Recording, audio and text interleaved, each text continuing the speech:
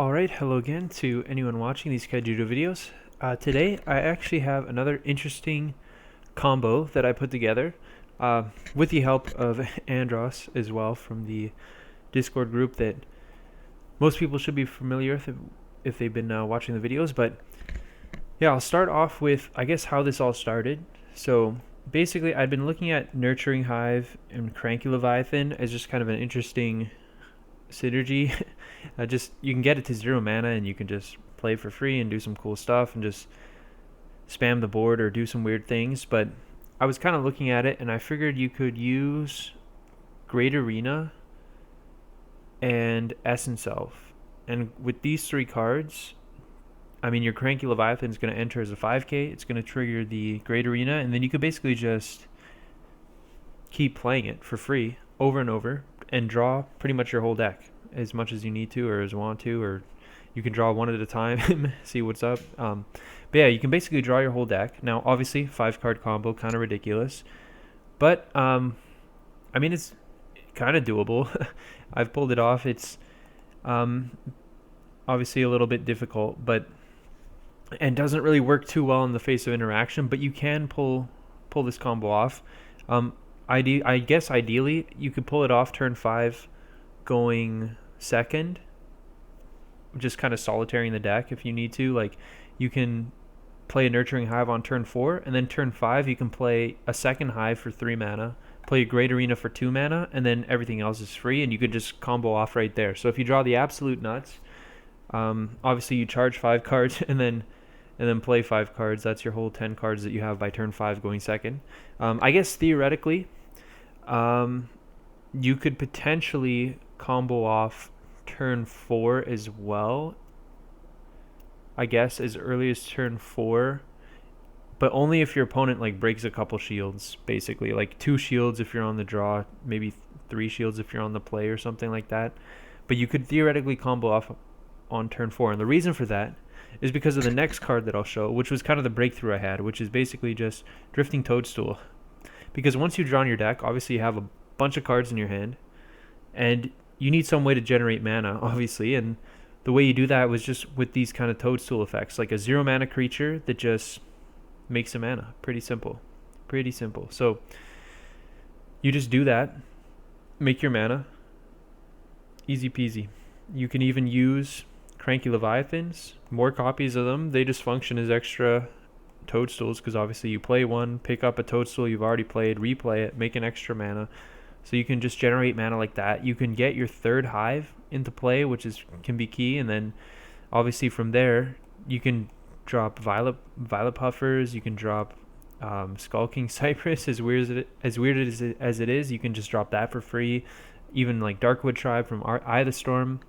You can basically just drop all these, generate a bunch of mana. There's even some weird stuff you can do, like a potential combo piece is Crotork the Mirror. You can play this for 0 mana, just evolve it on the Cranky Leviathans that you have out. Pretty straightforward. Like, you just get these into play, you evolve it, and then even if it costs some mana, as long as you have Fire unlocked, you can just drop it pretty easily. And then from there you could even use weird stuff like Mana Bind. As weird and dumb of a card as it is, you could potentially use this as a mana generating card, because obviously when you have Crotork at double cast, you're going to have all these random bodies in play. Each of them, you just put 2 of them into mana. Obviously it doesn't work with the multi-civs, but Violet Puffers and Drifting Toadstools, even Great Arena and Essence Elf, once you've drawn your whole deck, they're not doing anything else. So you can just mana bind those 2 of them at a time, and then the mana bind basically just nets you a mana. So there's a bunch of ways to generate a mana at a time once you've drawn your deck.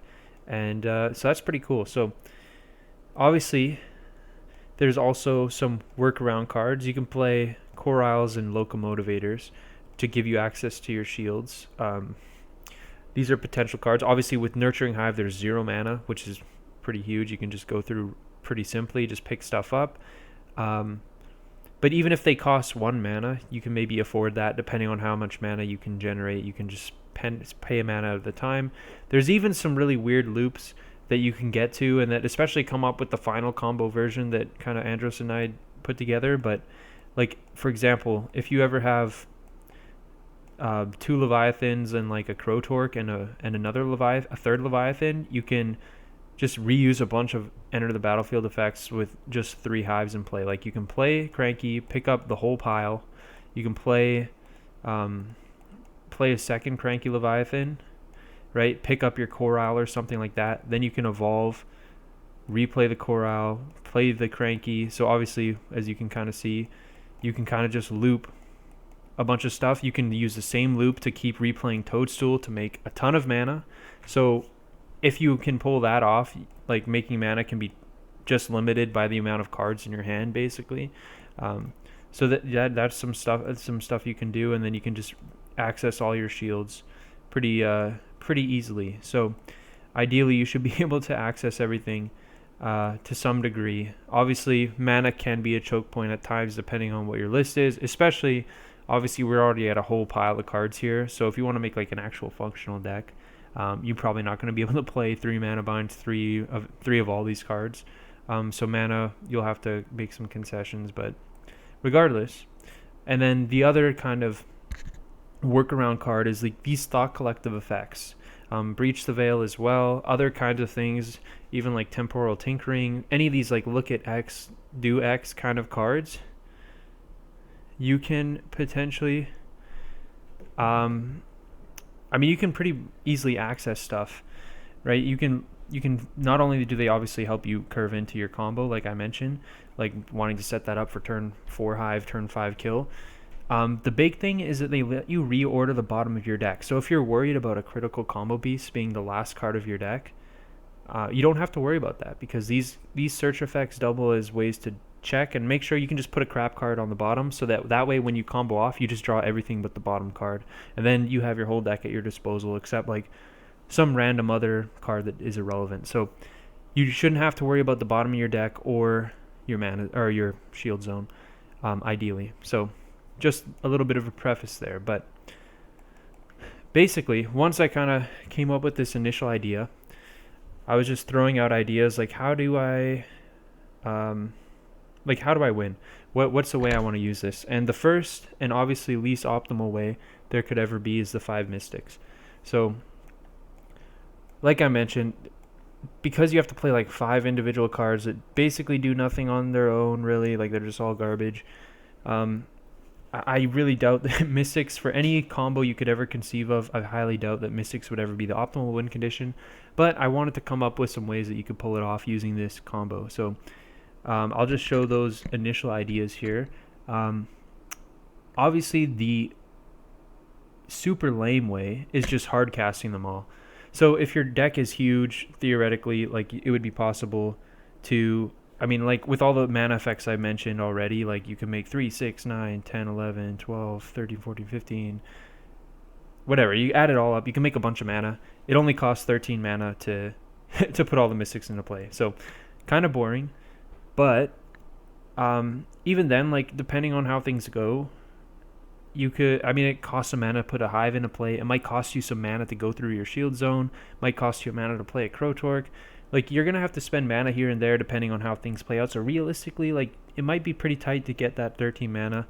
Obviously, like I mentioned, though, like when you can do some loops with Crotork when you have all 3 Leviathans, if you haven't had to play a Leviathan already early. So at that point, mana can become less of an issue if your deck size is big enough, but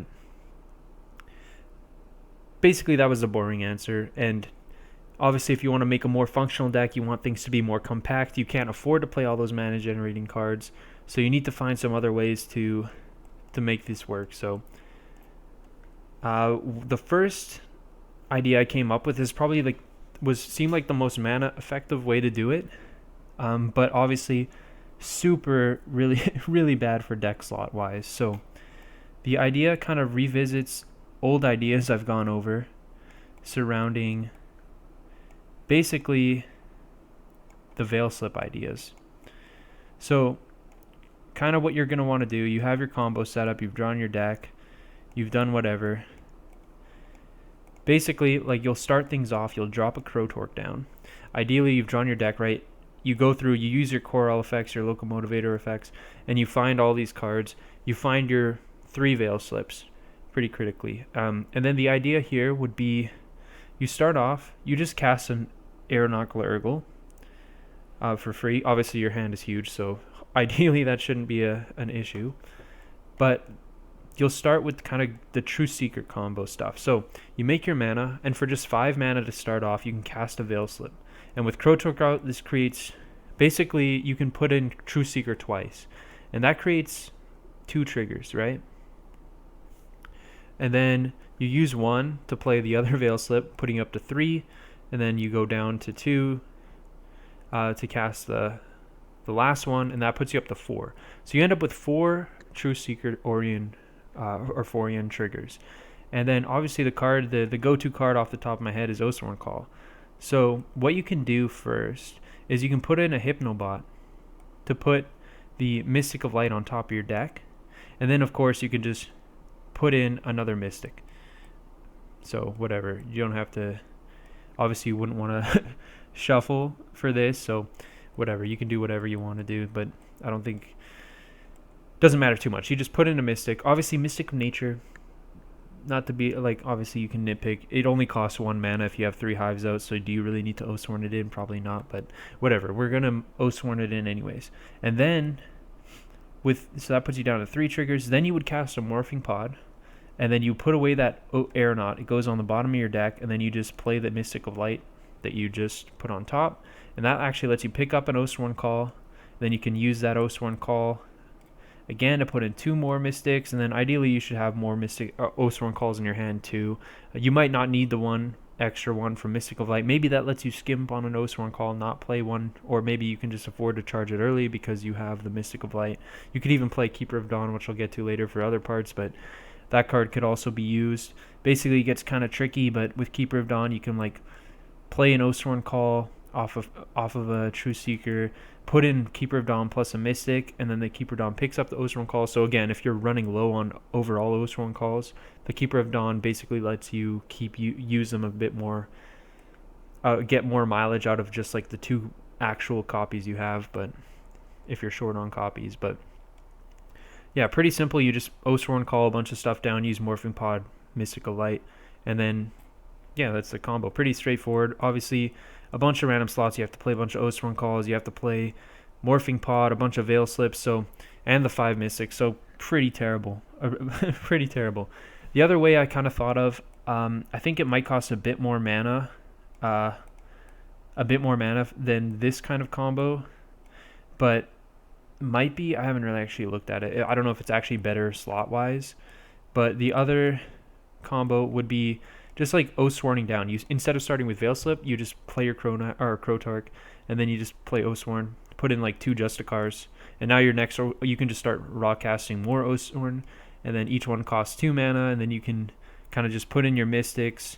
You can even like put in the 3rd, and then there's stuff like Batarax, which you can use in concert with Swift Regeneration, so you could just set your shields, or set this in your shields earlier with a Koral, and then you can just, when you Oathsworn, you put in a Mystic plus a Batarax, and then that breaks the Mystic of Light, potentially letting you pick up an Oathsworn Call, and then you can basically just do that instead. So Arcanics can just let you play stuff. You can, the Batarax is just a way to cheat mana if you're worried about mana being a choke point. If you get in all 3 Arcanics, then it costs 2 mana, but then maybe that's not the most practical. Like maybe you don't need to pay 2 because you could just bypass it by just using Batarax. And again, you can use the kind of Keeper of Dawns to extend how many Oathsworn Calls you have, basically. So, or get more mileage out of them, especially if you need to use like, especially with Justice Arcanics, that works a lot better because now for 1 mana, you can just keep using them for every Keeper of Dawn you have. You can just use another Oathsworn Call.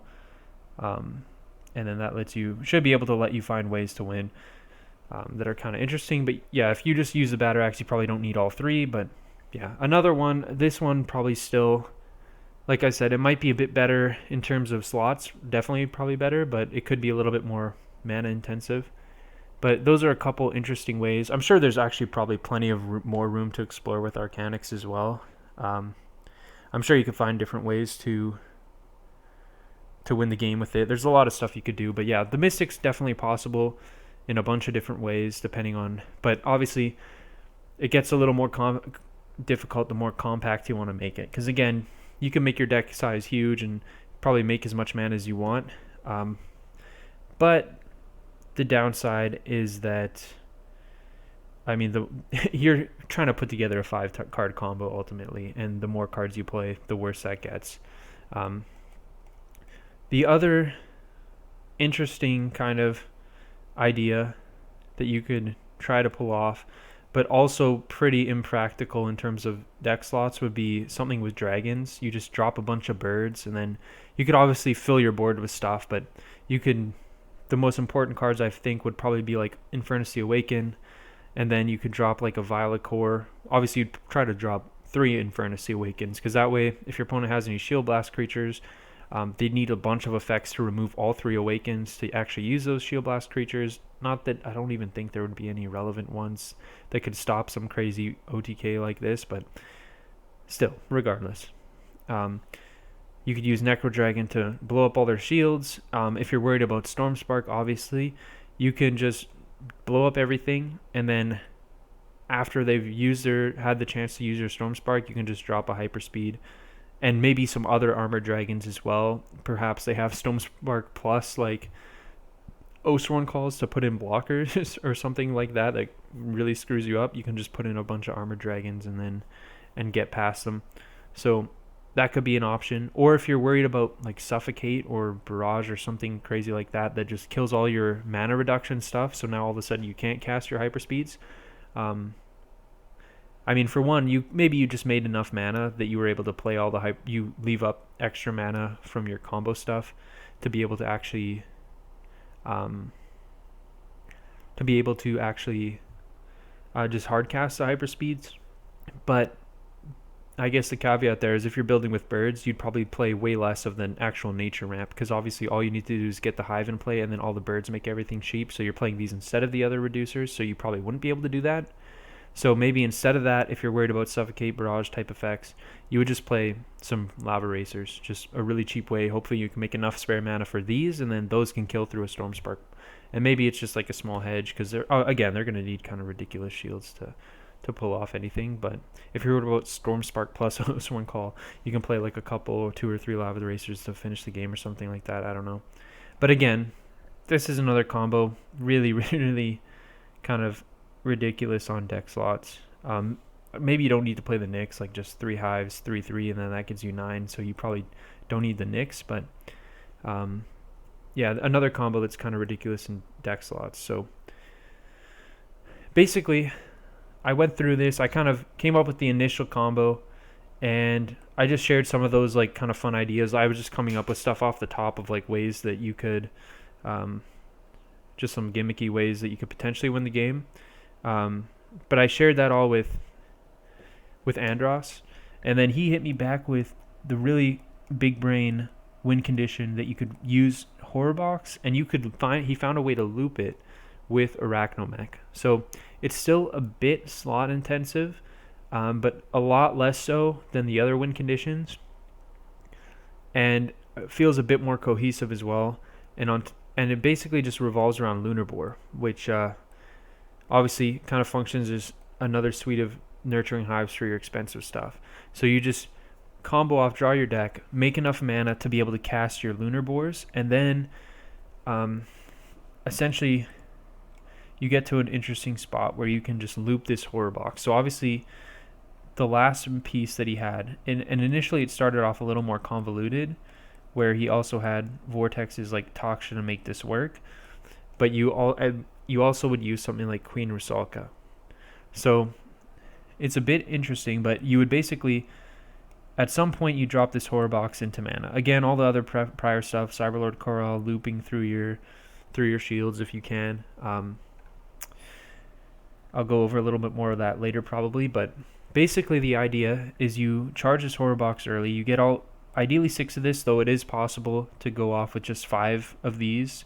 Ideally, like maybe 5 Lunar Boars, because 3 Nurturing Hive helps you do a bunch of other stuff setup-wise, but just 5 of these is enough. But you have this Horror Box down. I guess we don't need this for the example. But the initial idea was you just evolve the Arachnomech, obviously. You get to summon out the Horror Box, and then you would kind of loop these together underneath a Taksha. So you would have those all under a Taksha. And then the Cranky Leviathans would be able to pick this whole pile up. Now, obviously, if you're able, you might not be able to save them all, right? Like sometimes if you need to make enough mana, you have to play all the Cranky Leviathans from your hand, but that's where like Psychic Predator can kind of infinitely use these, because you can just evolve, or not Psychic, Queen Rusalka, because you can just put these on the pile. Obviously, it costs 0 mana. Pick up the Crankies. You can put the Cranky down. Pick this up, right? Then you can play the Cranky, pick up this whole pile, and then replay the Rusalka on these two, and now this is all in your hand. So you don't really need this Cranky Leviathan, but you could do this. Now, initially, again, the idea was a little bit more convoluted, where they use this Taksha. The Taksha is not actually relevant, but basically the idea was you summon the 2 toadstools. You can reuse those. Obviously, when you summon them, they let you put the horror box in mana. Once again, you can do this. Summon out the horror box, evolve that whole pile into Taksha, and then you could also then evolve the Rusalka and the Taksha underneath the Crotork. Then you can pick that whole pile, like a ridiculous 7 card pile, like just completely insane. And then you just basically just keep redoing it. Just summon, dump this out, evolve Arachnomech, summon it out, digivolve, craziness, like just, yeah, obnoxious, boom, pick it up. But as you can kind of see, like, you don't need all these pieces. Like, if you have the Taksha Crotork, you didn't actually need the so we kind of quickly realized some optimizations with again, like the initial idea Andros presented had these vortexes. Now, with just Taksha and Crotork, you could just use 2 Cranky Leviathans, as I kind of just demonstrated. But we realized, like, although this is like probably the lowest number of cards you need to combo, or no, never mind. It always takes like 4 cards to loop. But we realized you don't actually need the Crotork or Taksha. You can just play like any combination of like two Queen Rusalkas and 2 Cranky Leviathans, or 1 Queen Rusalka and 2 Cranky Leviathans. You don't actually need the Taksha bridge, because you can just go Toadstool, put in Horror Box, evolve, drop this, and then you can just go play 2 Crankies, pick everything up, and then you can obviously evolve, pick those up, and then you could pick up the Psychic Predator or Queen Rusalka, and then you can kind of redo everything, put it in, boom, boom, and then obviously boom, boom, lots of booming, and then you pick it up, and then obviously there's a lot of clicks, but yeah, you just replay, get everything picked up, and then pick that up, and this is kind of the same spot we were in that I just started from. So you can just kind of loop everything. And you can do that with this. You can also easily do it with double Queen Rusalka, kind of the exact same thing. You put everything in, evolve, put in 2 to pick up 2, evolve here, and then kind of leave it like this, and then you can kind of repeat. Put in these 2, pick up these 2, and then you can kind of go pick up, play out 1 to pick up, and then play out this to pick up these 2, and again we kind of just repeated where we were at. So yeah, kind of crazy, but with those combinations, and then yeah, it just gets ridiculous. Now, like I mentioned, you can combo off with just 5, just because you can, like, again, like when we were doing that whole combo sequence, as you probably noticed, like we're not actually tapping the horror box for mana, but with just 5 we can then tap the horror box for mana, right? Because you can go play 2, put it in the horror box, tap the horror box to cast the Arachnomech, and then summon it out. So you can actually do this with 5 mana, just because you can keep looping the 1. And the reason you can't do it with 4 is obviously because we're not picking up enough cards with this combo to be able to play it on 4 mana. Just even though we're using 2 toadstools, we would just keep needing to play extra cards from our hand, and eventually we're going to run out of those. Now, I guess you could probably find some other card that maybe you, like, I guess you could, like, if you had like a random darkness creature, like you could, obviously there would be a workaround, right? Like, if you had a random darkness creature, like that costs 2 mana that you could play for, or that you could just play for 3, you could, or even just a random fire creature, you could play that and then evolve those under Taksha, and then that way, like, you would only need 2 because, or what am I talking about? Arachnomech only summon. Yeah, no, ignore all that. Ignore all that.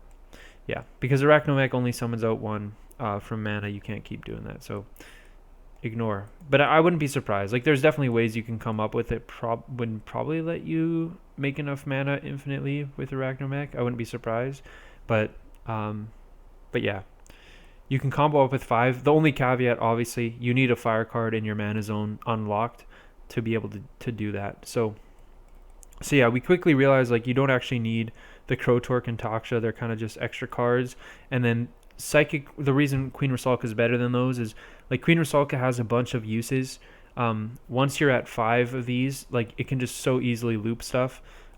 Because, like I mentioned earlier, there's like those loops that you can do with, like, Crotork and double Cranky Leviathan, or triple Cranky Leviathan, in order to kind of loop Corile as much as you need to, in order to loop like a bunch of extra toadstools to just make as much mana as you need. So there's some stuff you can do, especially when you have the Lunar Boars. Crotork has a bunch of niche applications, which is actually why I still play one Crotork in the combo. It just has a bunch of nice applications where if you're missing Hive, you can play your Crotork, and then you can, for 1 mana at a time, like, you can tap 1 mana to play your Corile, and then you can, like, if you just and then you can evolve on a stack like this, then you can play another Cranky Leviathan to pick this up, and then you can play your Corile again for 1 mana, evolve, and then pick this up again. So you can kind of just, like, at least do this for 1 mana at a time to go through your shields, which maybe not always the best, but it lets you kind of, gives you some options and flexibility to be able to do that if you don't have enough Coriles in hand or deck or whatever to be able to go through enough shields.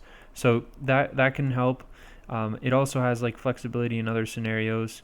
Obviously, just letting you do that for free if you have 3 hives, if you need to find your Lunar Boars. Obviously, as well, like, still that it can sometimes be expensive to cast those Lunar Boars in the first place. So just having access, like, if you don't have access to these, you need to get access to them to be able to combo off. And being able to go through your shields for 0 mana, like I mentioned, like with, like, a bunch of Cranky Leviathan loops, can help. And then also being able to use this, like, triple loop to just make enough toadstools to actually get the Lunar Boars into play, is also relevant, like, especially if you don't have, like, 2 hives. Sometimes, like, what you can do is use the Crotork to gain enough mana to,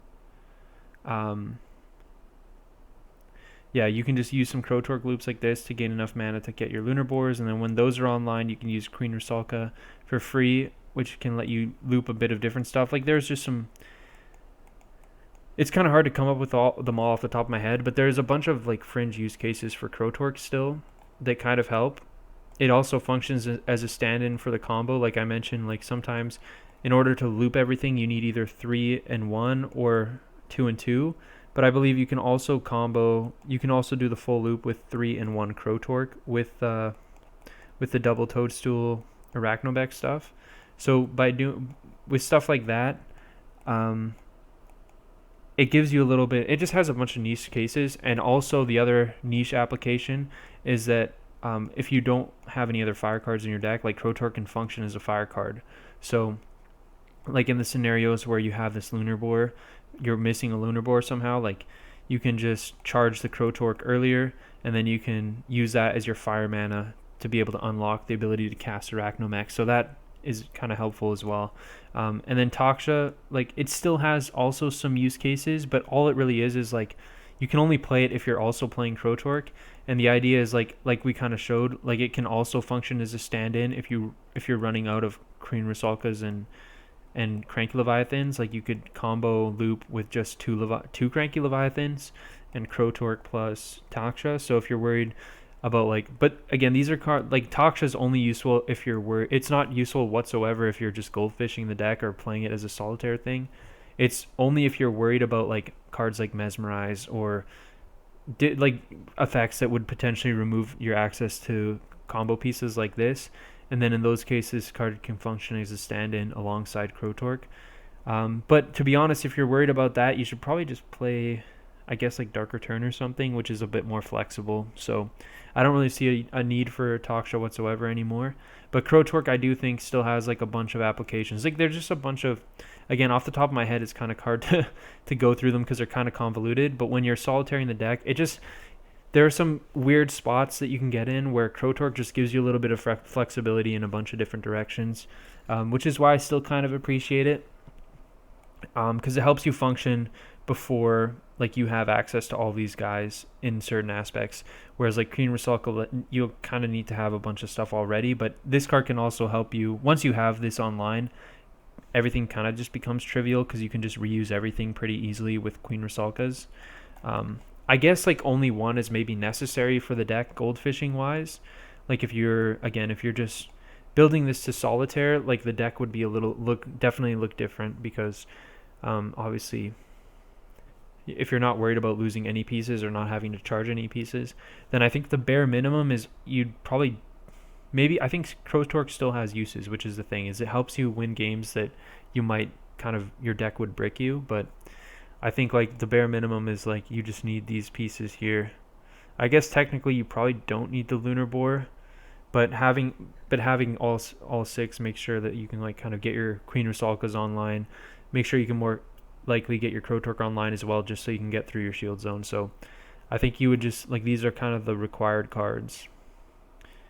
Obviously like Toadstool and Essence Elf and Great Arena as well, but like as far as this combo is concerned, it's just basically adding, I think, 6 cards compared to those the Mystic package alone is 5 cards, but this you're looking at like maybe 6 things, maybe 7 or 8 if you want to play extras, and then you can obviously play more copies of Arachnomech and Horrorbox.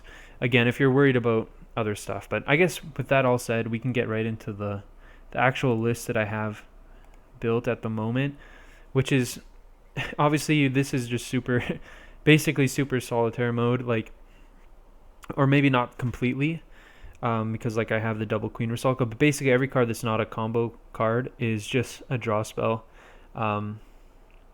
So yeah, maybe a bit ridiculous, but it is fun to solitaire with this because like you can kind of consistently go off like turn 5 or 6, or not, turn 5 might be a bit of a stretch, but turn 6, 7 is pretty easy, just like solitairing through.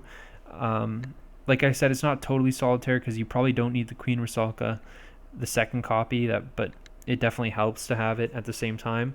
And then Sprite's Gift as well. Like if you're truly solitairing the deck, you'd never have to charge, right? You can just, I'll pass this turn, draw an extra card, do whatever. So like technically, like if you just draw like a hand that has all combo pieces, you don't have to charge anything. Like you wouldn't have to charge an Arachnomech that's in your opening hand.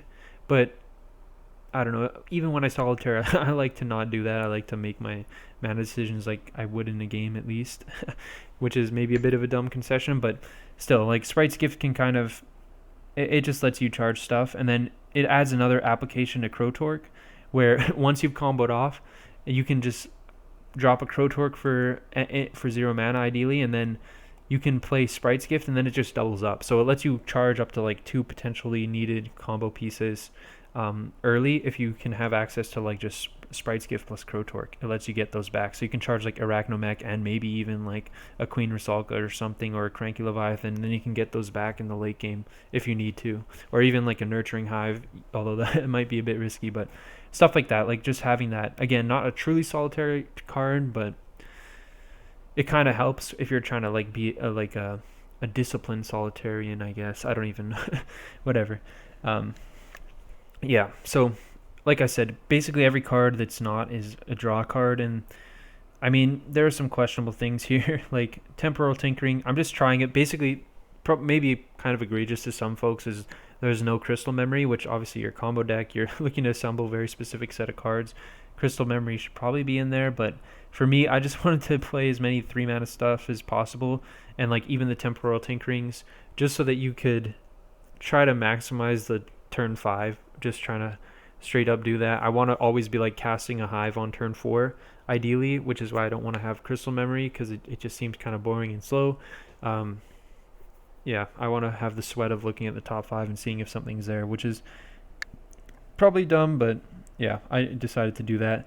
There was like the side point I made earlier where like Thought Collective and Breach the Veil, Search the Depths, they even Temporal Tinkering, they all let you look at the bottom card of your deck, or set the bottom card of your deck kind of. So whereas crystal memory randomizes, but that's so niche. Like if you really need to, you can make sure to cast one of those other effects after you've crystal memoried if you really need to guarantee that you don't have a critical card on the bottom of your deck. And even then, while you're comboing, you can draw all your cards one at a time, and if you get down to like two or three cards left in your deck and you still haven't seen your Arachnomech, you can play it. You can work around that by you can probably generate enough mana to cast like a Thought Collective. So you just don't draw everything in your deck. You just leave like the bottom 2 or 3 cards, like I just said, and then you can cast like if you're at your last 2 cards, you can cast a Temporal Tinkering, and then you're guaranteed to find that Arachnomech if it's not in shields. But like again, you can like just leave. You can leave the bottom card intact and then go for Coral. Obviously, like it might be a little harder to go through Coral everything first. It might be a little bit risky sometimes because like maybe you need the Nurturing Hive, and then it might be in shields, but it could also be on the bottom of your deck, and then you're in a really tough spot because you need that third Hive, and when you're in those missing third Hive kind of situations, mana can be a choke point.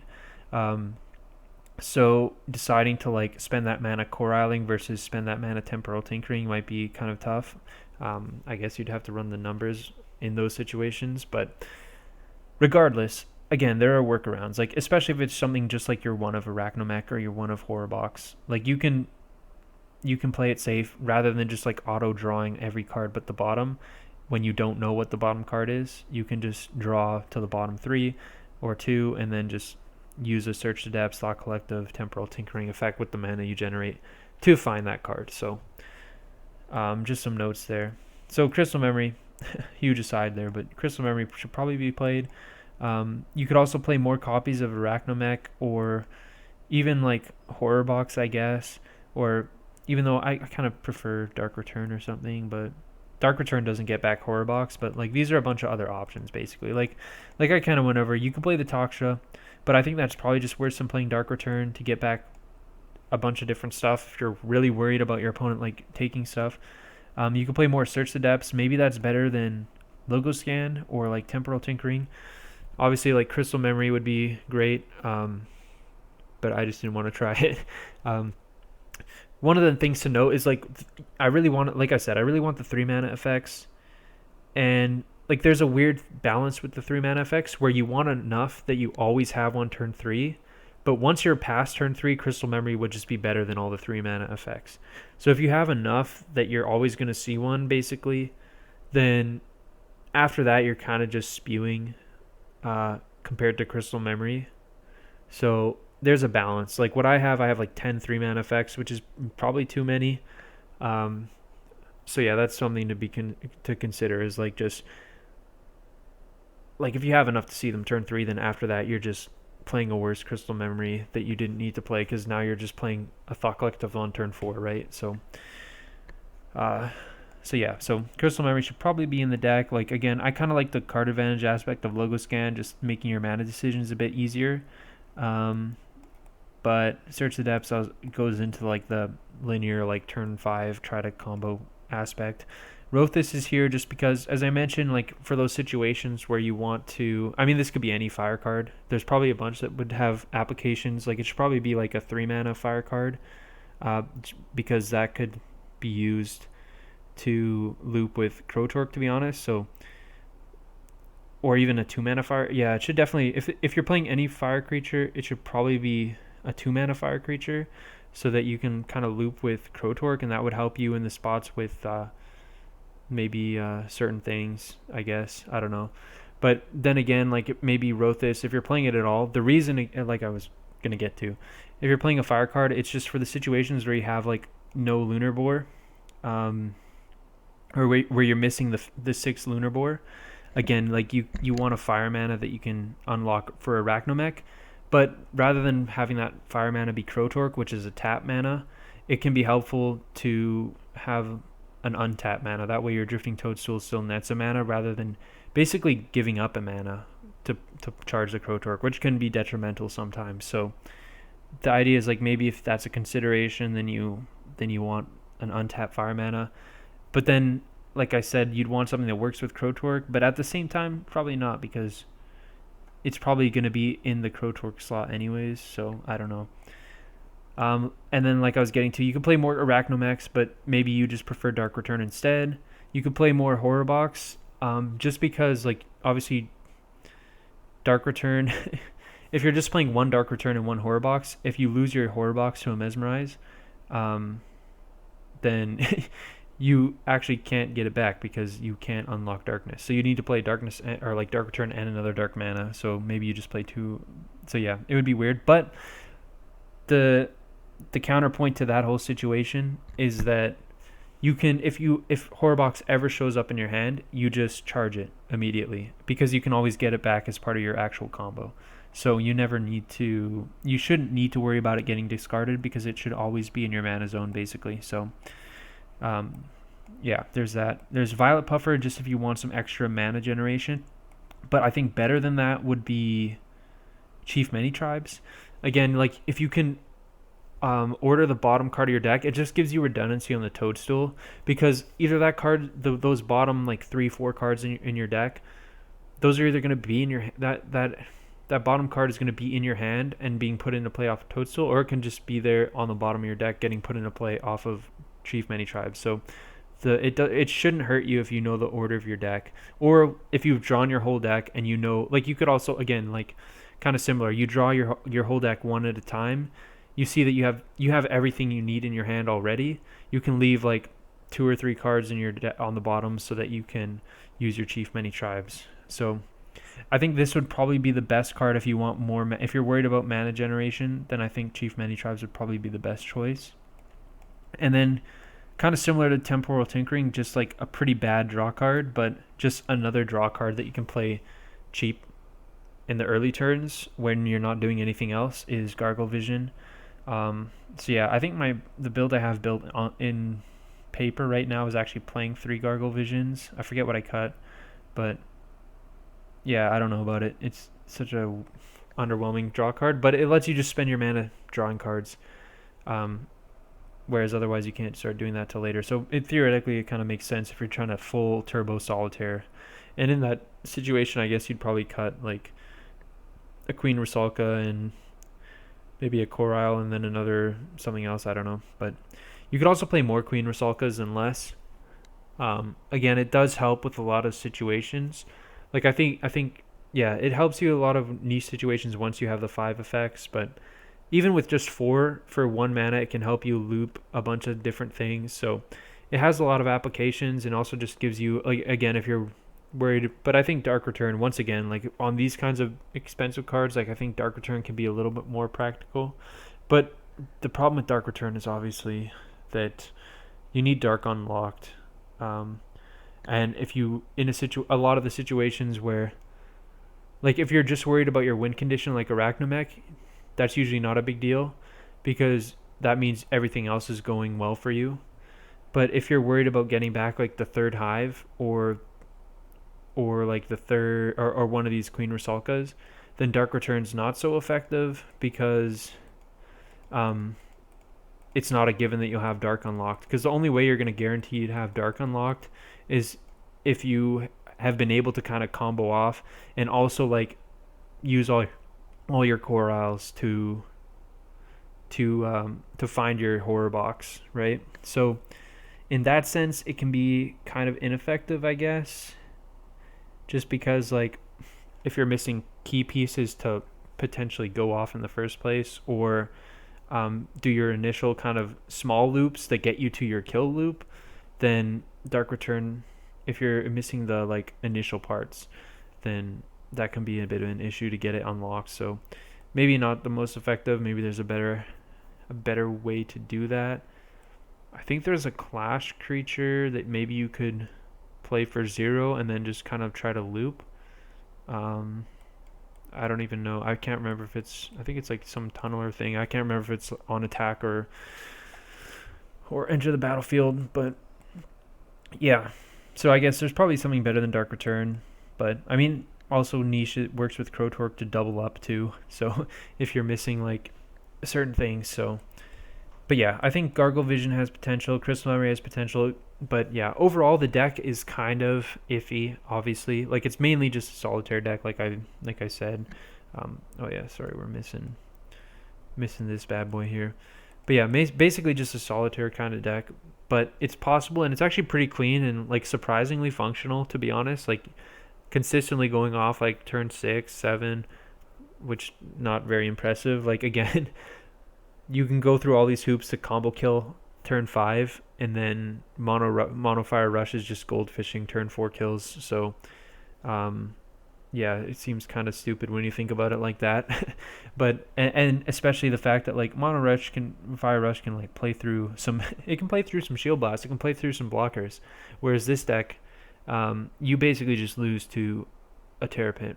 Even like that's the problem. Once your opponent knows how to play against this deck, it's basically non-functional because like it's rough because if they mesmerize the right cards, like especially if you're on a build like this, then you can almost never win. Like if you just open Arachnomech, like again, you should just charge it, but which is why Sprite's Gift is helpful for when you're trying to play against a real deck more so that you can just charge this Arachnomech, or whatever, or some of these other big cards, but like your Lunar Boars, for example, which you don't need till you've drawn your deck. But if they just mesmerize a Nurturing Hive, it's pretty game over almost. On top of that, like if they even mesmerizing Cranky Leviathan or any of these initial pieces will just slow you down so much.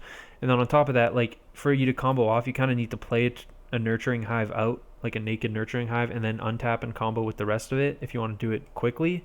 Otherwise, like it costs you like a crazy amount of mana from hand. Like it costs 9 mana, or yeah, because you need 4 for a Hive, 3 for another Hive, 2 for the Great Arena, and then you can kind of combo off. So it costs you 9 mana out of hand to, which is just ridiculous. Like it'll take you forever.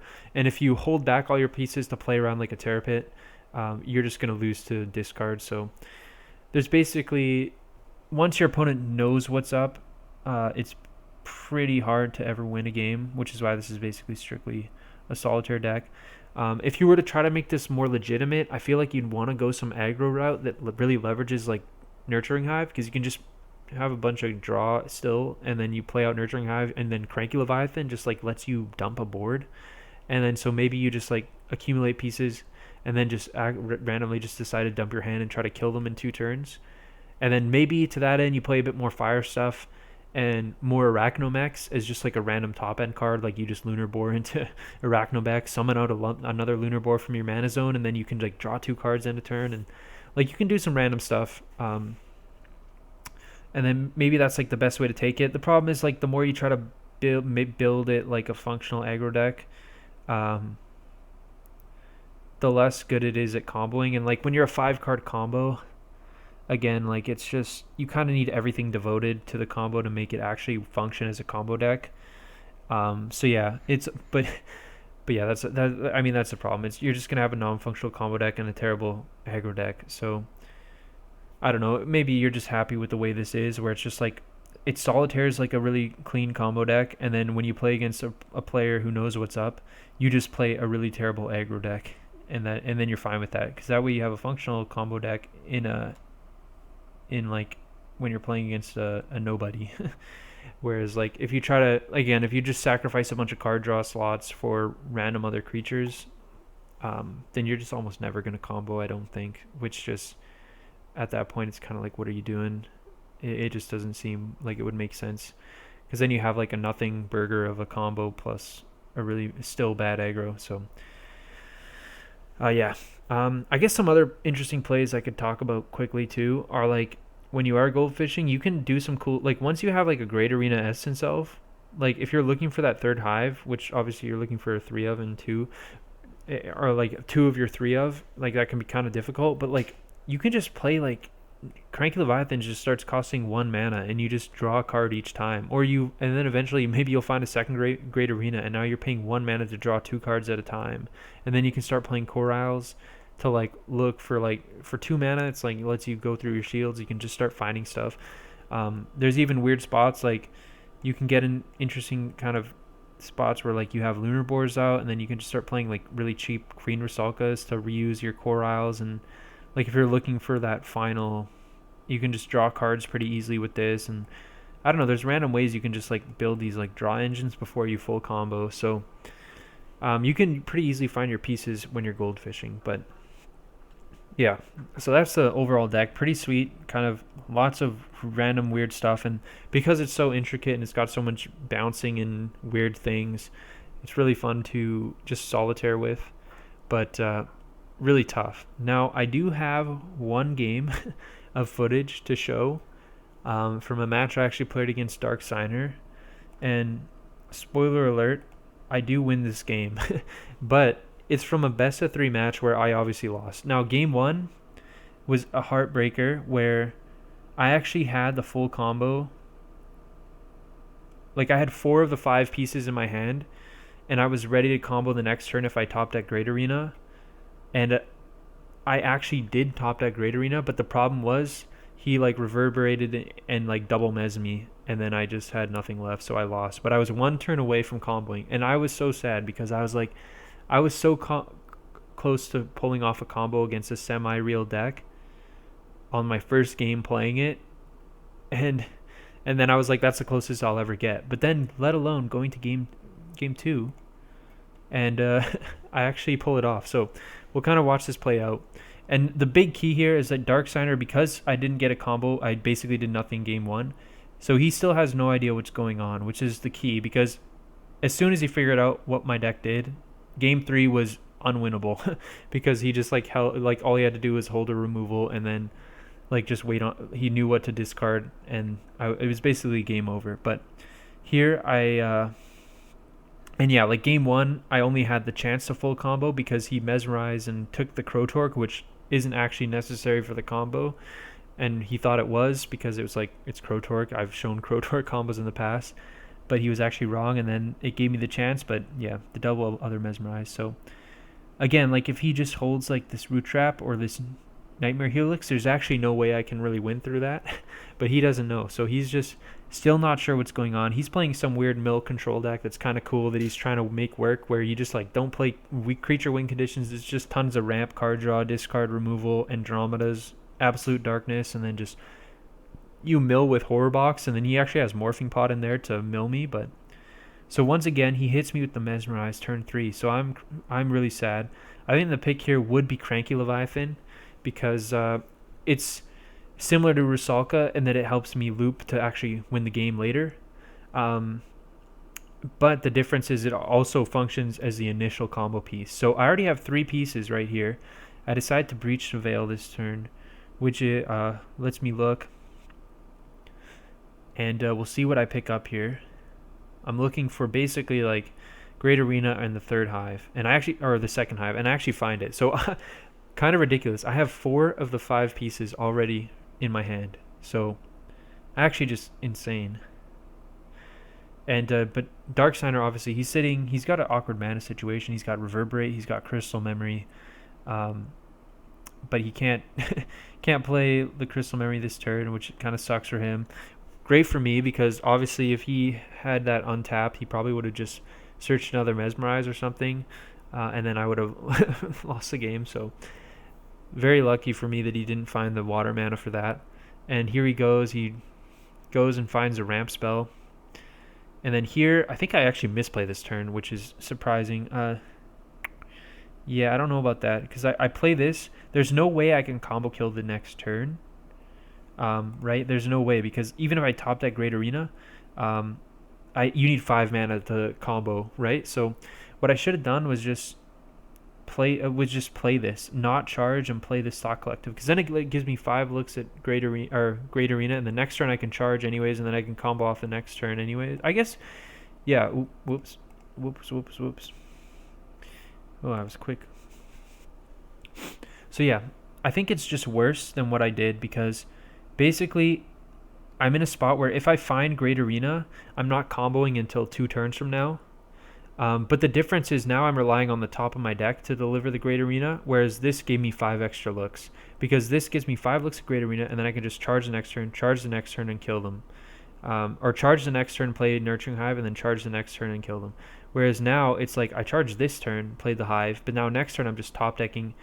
Maybe I draw a draw spell, and then it's kind of the same thing, but now again I'm relying on maybe drawing a draw spell, maybe drawing a Great Arena. So just very suboptimal play there, which is surprisingly bad from myself. But luckily Darksigner, all he's doing is playing busted card advantage spells, has not held any removal. So I am very happy about that. Incredibly happy, incredibly pleased, and I actually top decked the Great Arena, so absolutely zero punish for my terrible play.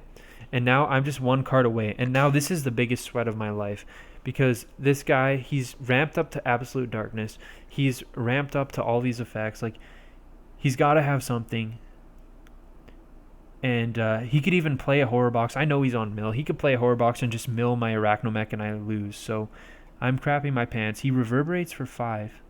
And he's got to find a Mesmerize. So this is exactly what happened game 1, where I was so close to comboing. He reverberated and obviously drew into Mesmerize and he stopped me. And then he taps the 3 for the scare, and he just doesn't have it. So I actually pull off the combo here, which is just ridiculous.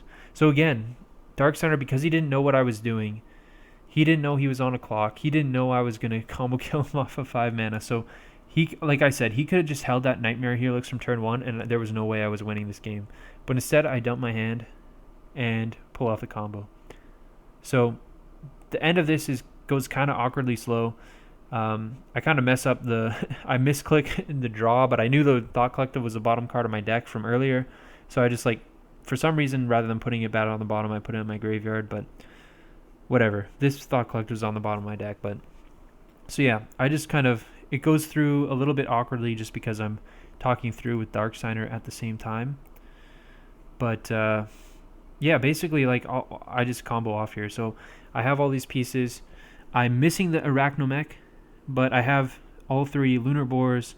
I have 3 Leviathans and a Queen Rusalka, which is enough to combo. I have the 3rd Hive, so it's super trivial at this point. Like, all I really have to do, play the 3rd Hive for 1 mana, and then I can play 2 Cranky Leviathans, which puts me up to, I don't know what I'm doing here, but basically tap 2 for Nurturing Hive, sorry, not 1 mana, and then I can play all 3 Cranky Leviathans, each replaying a Drifting Toadstool, which lets me put 3 extra cards in, and then I can use that to play all 3 Lunar Boars. And then when I have all 3 Lunar Boars in play, basically everything costs 0 mana. I can then loop Coral with Queen Rusalka to go through my shields, find the Arachnomech, and then I have the game. So this was a super simple combo kill just because I had everything except the Arachnomech, which means once you have all your cost reducers, it's super trivial to win the game. So a nice sequence for myself. It could have been awkward, for example, like, because Darksigner mezzed that Queen Rusalka earlier, I could have been in an awkward spot because I wouldn't have had the second queen.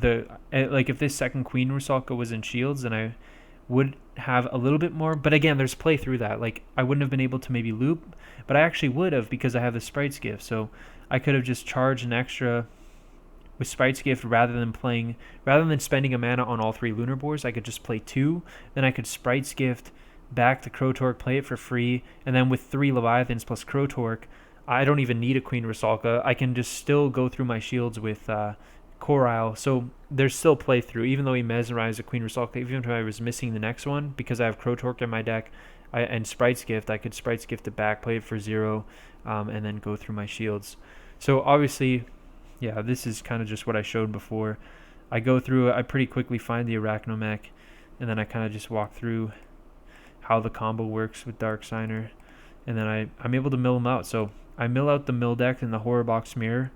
Kind of funny, but yeah, like I said, it all comes down to like once your opponent figures out what's going on, there's no chance. Like if he just mesmerized the Cranky Leviathan, I probably just lose that game. If he just held any removal spell, I would just lose. But if your opponent has no idea what's going on, you can at least win one game in a best of 3 match, which is all I really need personally.